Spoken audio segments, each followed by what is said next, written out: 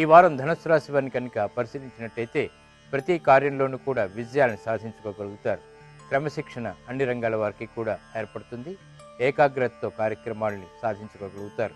మంచి నిర్ణయాలు తీసుకోగలుగుతారు. మంచి స్నేహాలు కూడా లభిస్తాయి. ఉత్తమమైనటువంటి పెట్టుబడుల ద్వారా ఆదాయాన్ని కూడా పెంపొందింప చేసుకోగలుగుతారు. గతంలో పూర్తి కానటువంటి కార్యక్రమాలన్నీ కూడా అవలీలగా పూర్తి చేయగలుగుతారు. మానసిక ప్రశాంతత కలిగి ఉంటారు. ఇక ఈ వారం మీ ప్రతికూల గ్రహాలను కనుక పరిశీలించినట్టయితే కుజగ్రహం, రాహుగ్రహం ఈ 2 గ్రహాల ద్వారా అప్పుడప్పుడు ప్రతికూల పరిస్థితులు ఏర్పడుతుంటాయి.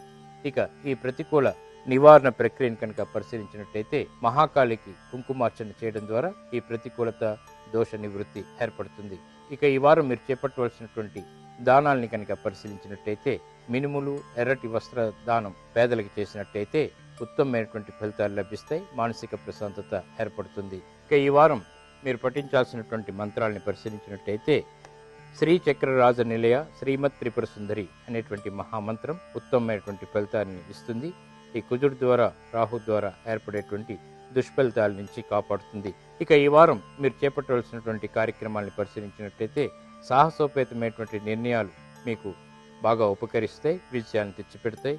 ఆర్థికపరమైనటువంటి అభివృద్ధిని కూడా కలిగిస్తుంది.